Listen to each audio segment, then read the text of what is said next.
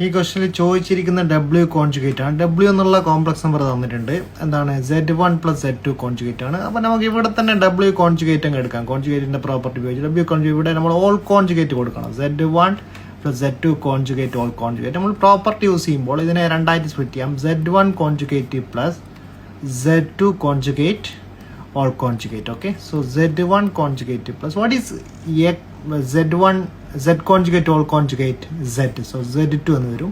So ഈ ഒരു complex number ആണ് ആൻസർ. Z1 കോൺജുഗേറ്റിന്റെ കൂടെ എന്താ ആഡ് ചെയ്യണം?